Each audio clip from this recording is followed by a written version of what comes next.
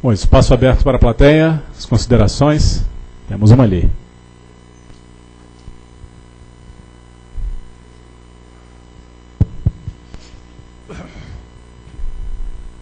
Bom, primeiro agradecer, Ricardo da ANEEL. Agradecer a oportunidade de ter, né, apresentações de elevado nível. E é uma questão mais de reflexão, né, e de oportunidade, né. Acho que eu dirigiria para o doutor Ariel, como representante do governo. Normalmente os governos, né, as instituições, estão com a caneta na mão, elas fazem regras normalmente para os outros, né? Então, e aqui olhando também para nós, ANEEL, né? De que forma, pelo pouco conhecimento que eu tenho do GRI, do próprio G4, mas ao menos a matriz de materialidade poderia ser uma referência também para os órgãos de governo. Mesmo que eles não fizessem o seu relatório de sustentabilidade, mas algo que, uma vez se colocando para o mercado exigências, não é? Também fosse dado o exemplo por parte da instituição governamental em, mesmo não sendo obrigatório, ter a sua referência, não para o mercado, mas para a sociedade. Então é um comentário que eu gostaria de ouvir do senhor e talvez depois também dos demais apresentadores, né? E, enfim, registrar meu contentamento de ter visto essas apresentações. Obrigado.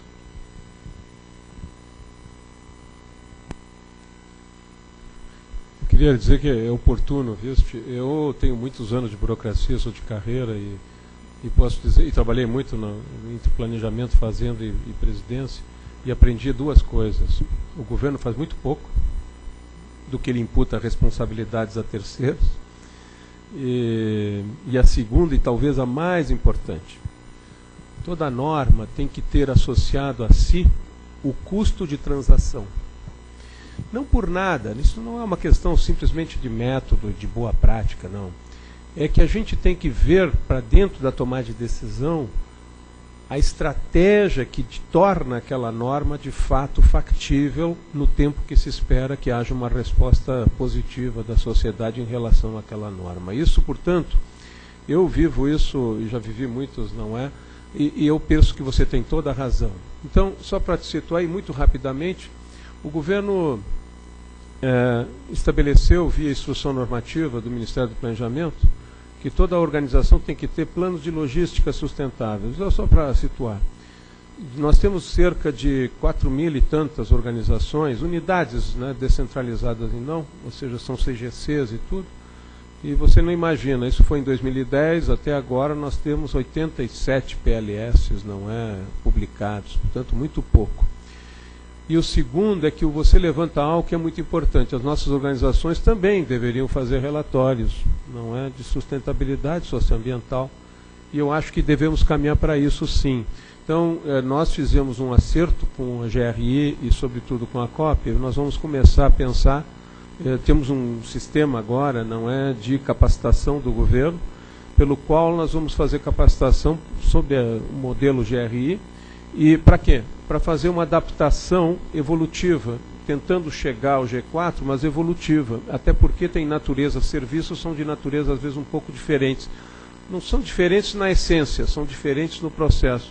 Nós temos que chegar lá e, portanto, essa é a nossa perspectiva. 2 vetores, os planos de logística sustentáveis, faz com que toda a organização pense em logística sustentável, suprimentos, etc., e aí também chegarmos aos relatórios, sim, para as nossas organizações. Eu queria fazer apenas um pequeno comentário, dizer que, na perspectiva das empresas em relação ao manual, as informações que se prestam a pedido da ANEEL, nós vemos percebendo uma sensível evolução, principalmente nos últimos anos, desse manual. Naquele momento que dizia 2006, em que a gente tinha mais de 500 indicadores, realmente a gente tinha algumas que a gente não se convencia de que aquela informação processada traria um benefício efetivo não só para a ANEEL, mas para a própria companhia no processo de levantamento. Quer dizer, levantar, por exemplo, quantos peixes ficam na turbina de uma geradora, na medida que isso é conhecido como irrisório, é algo absolutamente residual, dava um trabalho danado e não trazia nenhum resultado prático, nenhum resultado que pudesse agregar conhecimento para a agência. Agora, o que a gente vem vindo, desde o ano passado, é um esforço da ANEEL, no sentido de incorporar a esses relatórios a percepção, a visão, o olhar de GRI, né? Um olhar talvez mais articulado, né? Com esse triple bottom line, saindo um pouco, também se impondo, né? Essa avaliação de temas que são orientados pelo GRI. Então, acho que faz sentido dizer que há uma preocupação da agência na direção de se modernizar e de trazer presente informações que são importantes e que sejam posteriormente processadas, porque só a ANEEL consegue ter o conjunto das informações para que isso tenha um resultado prático importante para a sociedade e para a própria gestão de governo. É um comentário apenas.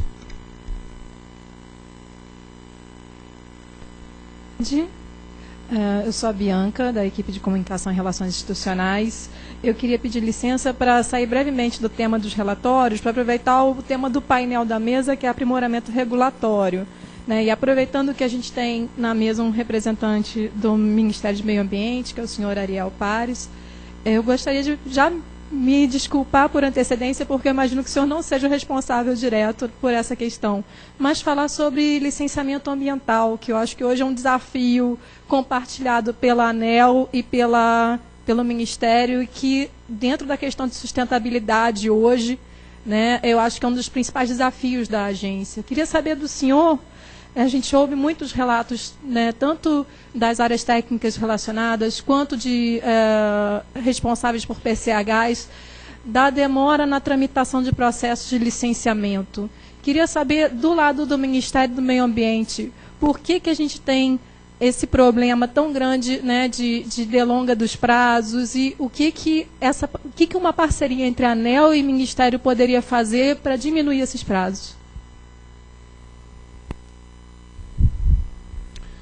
Está na ordem do dia, não é? E a ministra tem se manifestado, portanto eu me sinto muito à vontade, porque acompanho um pouco de perto isso. E, primeiro, a ministra sempre diz algo que espanta a todos, e a ela também, evidentemente, e ela é da área, porque ela vem do IBAMA e dessa área de licenciamento, não é? Não pode Belo Monte ter produzido um licenciamento mais de 90 mil páginas. Isso não faz o menor sentido. Simplesmente não faz o menor sentido. Então, gente, há algo errado e seriamente errado. Então vamos lá. A primeira questão que está em marcha é que os órgãos ambientais no Brasil, depois da lei complementar 140, tem tipologias que estão sendo definidas e o decreto está hoje na presidência para definir quem faz o quê. Isso não estava claro e criava, evidentemente, algumas dificuldades. Na área elétrica estava mais claro, mas outras áreas é muito mais confuso. E o setor empresarial se via, evidentemente, não é imerso nesse cipoal. A segunda é que nós estamos abrindo o portal de licenciamento, pelo qual todas as informações de um sistema de licenciamento passam a estar disponíveis. Não é ainda totalmente clearing, porque isso depende, você sabe que cada estado tem soberania sobre os seus processos, não é? Então, haja vista que isso é um processo regulatório. Em sistemas regulatórios, gente, não há cooperação. A cooperação se há boa vontade, mas ela não é exigível por uma razão. Cadê? Você, no sistema de regulação, cada um faz o que ele tem atribuição para fazer e é soberano sobre essa atribuição. Mas eu queria lhe dizer, e inclusive tranquilizar, o portal hoje só não tem 3 estados e não por nada, porque esses 3 estados, que são estados menores, mas são 3 estados, não tem tudo digitalizado, só isso. Portanto, vai entrar no sistema quando isso tudo estiver digitalizado. Mas os outros demais, 24, estão já, no portal, foi apresentado anteontem no CONAMA, e acredito que isso vai ser sim. Por que eu falo disso? porque muitas das empresas, para produzir os seus materiais, podem aproveitar parte do conhecimento incluso nos demais licenciamentos. Terceiro, nós temos que criar uma plataforma que está sendo pensada, uma plataforma geoposicionada de informações que servem para o licenciamento, de tal modo que o conhecimento sobre a biodiversidade, sobre os fatores de recursos naturais, no ITERLAN, no qual se coloca, como área de abrangência dos impactos potenciais do projeto em pauta, passam a ser de conhecimento global e não do conhecimento específico da empresa que tem que contratar a consultora. O que eu quero dizer isso? Isso é o terceiro ponto, é acumulação de informações disponíveis para que todos possam proceder sob uma mesma base de informações que serviu para licenciar um projeto anterior. Isso reduz muito a litigância, entre, evidentemente, empresa, enfim, órgão licenciador, etc. Quarto ponto, que me parece muito importante, e é o que está em discussão, é preciso separar do licenciamento ambiental, esse licenciamento ambiental justaposto, que, diga-se de passagem, acabou sendo assim, não estava na regra, mas acabou sendo, que você tem que passar pelo IFAM, tem que passar pelo Instituto, pelo FUNAI, você tem que passar também pela área de quilombolas, e assim sucessivamente. E o que está acontecendo? Que o sistema de licenciamento se transformou num licenciamento social, além de ser ambiental. Nosso ponto de vista, ok, mas quem licencia é a área ambiental. E, portanto, essa é a negociação que está em pauta nesse momento, está dito inclusive nos jornais, e é muito importante sim, porque são interesses distintos e o sistema e o modelo no mundo inteiro foi feito para ser um licenciamento de natureza ambiental e não um licenciamento que simultaneamente atende a outras áreas que são importantes e, portanto, vão ser ouvidas, mas serão ouvidas e não passam a ser restritivas e não passam a ter poder de veto. Tá bem? Então, esse é o que está em discussão, evidentemente, num formato que possa atender a todos, mas muda, eu garanto para você, substantivamente o processo de licenciamento. E por último, eu acho que o licenciamento, vocês sabem que todo mundo que trabalha com licenciamento tem uma coisa chamada termo de referência. A maior parte dos processos não tem termos de referência ex ante, são termos que se fazem na marcha de um projeto que tem as suas complexidades, o que cria inevitavelmente uma zona de digamos assim, de discricionariedade entre o empresário, os empresários, o projeto e o órgão de licenciamento. Isso está em marcha, não é uma posição de produzir TRs para todas as áreas, pelo menos aquelas, evidentemente, de grandes projetos que são sempre mais complexos de licenciar.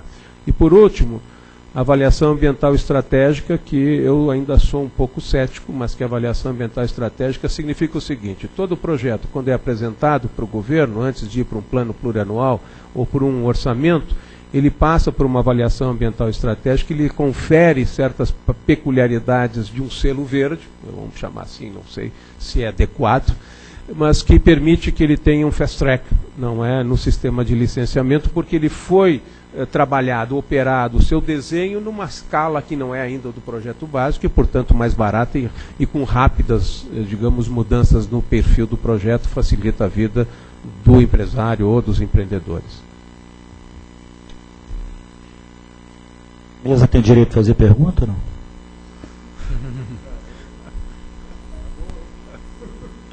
Temos mais uma agora.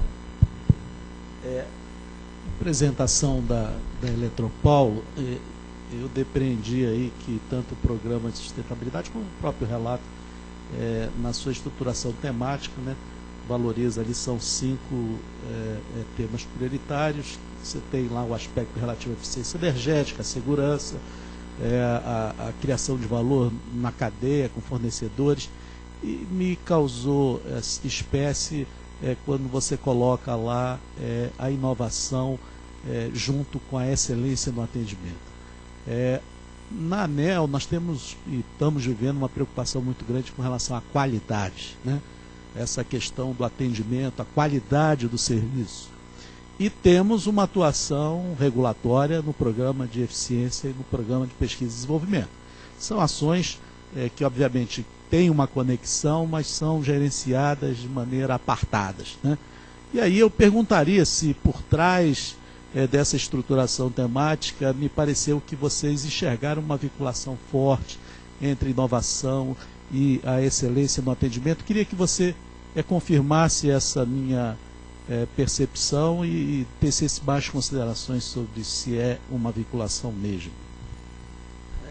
É assim, quer dizer, há uma percepção da companhia que os investimentos em inovação e tecnologia contribuem significativamente para a melhoria da qualidade de serviço. É algo talvez óbvio, mas isso, a gente teve um turning point importante na companhia no dia 6 de junho de 2011. Né? Eu entrei na companhia no dia 1º de fevereiro de 2012. E quando fui chamado para conversar a respeito da minha vinda e as diversas entrevistas, a todo momento se falava evento. Nunca se falava que houve um ciclone extratropical no dia 6 de junho de 2011 que arrastou mais de 400 árvores sobre a rede da companhia. O governador do estado pediu a cassação da nossa concessão. Nós tivemos áreas em que houve falta de energia por quase 4 dias. Nós tivemos mais de 1.500 pedidos de entrevista. Nós tivemos um entupimento completo e absoluto de todos os nossos canais de informação. Então, aquilo ali mostrou claramente a necessidade de uma mudança da companhia. A companhia sofreu em 2002 os problemas brasileiros com relação ao racionamento de energia, mas sofreu também problemas nos Estados Unidos, problemas de credibilidade nas informações, que afetou significativamente a saúde financeira da companhia. Ela desenvolveu então uma grande qualidade na gestão financeira, na gestão e na implementação de processos, mas eu diria que quase se esqueceu que existiam outros stakeholders importantes e que era fundamental essa interação. Esse dia 6 e 7 de junho de 2011 mostrou que era fundamental isso.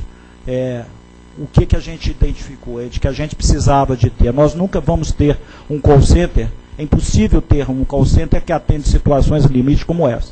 Mas é possível você ter uma URA, um sistema de atendimento eletrônico, com a voz mais humanizada. É possível você ampliar em 10, 20, 30, 50 vezes a capacidade de comunicação por SMS da falta de energia. É possível você instalar religadores e seccionalizadores que reduzem significativamente a necessidade de deslocamento numa cidade como São Paulo, onde a mobilidade se dá, é impossível, e que esses problemas se dão ao final da tarde, no momento em que você tem um rush, um tráfego parado, e essa conexão veio por isso. Quer dizer, como você melhorar o desempenho da sua atividade, aportando tecnologia, trazendo inovação, não só em equipamentos, mas também uma inovação que se dá até em algo que nós acabamos de ser reconhecido com um prêmio especial do Guia de Sustentabilidade, que é o jeito AES de atender, que a postura é a forma de tratar as pessoas, como receber uma informação, como processar a informação, quem é dentro de um processo de uma informação da companhia responsável pelo início, pelo meio e pelo fim. A gente, seguidas vezes, percebe que a informação ela passa a ter vários donos, e aí quem tem vários donos não tem dono nenhum. Então, a percepção da inovação agregada à gestão de clientes foi muito nessa direção. Nós estamos agora, eu não trouxe, porque seria impossível fazer isso em 15 ou 20 minutos, nós estamos agora com uma nova ação muito na questão de educação para sustentabilidade. Estamos dando um passo seguinte, importante, na incorporação da sustentabilidade em todos os nossos negócios. Nós, de alguma forma, a expressão não é perfeita, mas nós matamos a nossa plataforma de sustentabilidade para conseguir permear a sustentabilidade em todos os nossos negócios. Quer dizer, esse é um desejo de que isso não seja um cluster, um local único de onde se partem as preocupações, mas algo que esteja distribuído e arraigado na ação de cada um dos nossos colaboradores. Sem me alongar, eu queria colocar uma coisa importante. Em 2012, nós fizemos uma segunda versão de algo que eu acho revolucionário no nosso setor, que é o chamado mapa de aprendizado. Nós treinamos todos os funcionários, a partir do presidente. O presidente tinha uma obrigação, o vice, o diretor, o gerente, dizendo o que a empresa faz, quais são os valores, quais são os nossos stakeholders, quais são os nossos objetivos, isso é para as pessoas, quais são os nossos compromissos ambientais, qual é a nossa contribuição social. Né? Num debate que eu tive na ABERJ, em dado momento, perguntava para a mineradora quantas pessoas tratavam de relações institucionais, quem são os porta-vozes que ele tinha dentro. E uma grande companhia de mineração disse que tinha 50. A de telefonia falou que tinha 150. E eu disse que eu tinha 7.000. Quer dizer, transformar o agente, o nosso colaborador, em um porta-voz, e, para tanto, a gente tem permanentemente a informação fluida sendo passada pela alta direção e pela direção imediata de cada um. Quer dizer, a preocupação com o cliente hoje, ela está alinhada ao valor número 1 da companhia, que é a segurança. Então, ela tem que estar presente na nossa plataforma de sustentabilidade, agora ela tem que estar presente em todos os nossos negócios.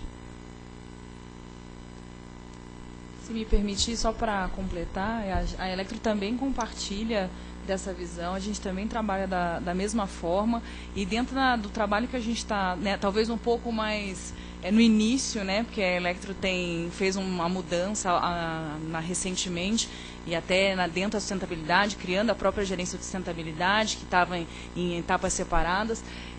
A gente tem um foco, né, também na eficiência dos recursos, também na inovação de processos, olhando a empresa como um todo e com foco no cliente, e a humanização, né, onde a gente tem trazido esse alinhamento. E o que a gente destaca, você comentou das verbas de P&D, eficiência, um outro trabalho que a Electro fez foi também fazer uma unificação dessas verbas. Né? Eu trabalho, a mesma área que trabalha com a verba de P&D, trabalha com a verba de eficiência e trabalha com os incentivos fiscais, a modo que a gente consiga ter um único foco dentro da companhia, e aí olhando a sustentabilidade, trazendo as nossas causas, e sempre nesse tripé. E aí quando eu falo em inovação, eu não falo em inovação olhando só o setor ou só a parte técnica, a gente fala em inovação olhando todos os processos, visando o que traz retorno para o cliente, o que tem um custo, uma eficiência dos nossos custos, traz a gente como um benchmark para o setor. Então isso tem sido bem produtivo. Como eu disse, talvez um passo atrás da Eletropaulo ainda, mas a gente está caminhando no mesmo sentido.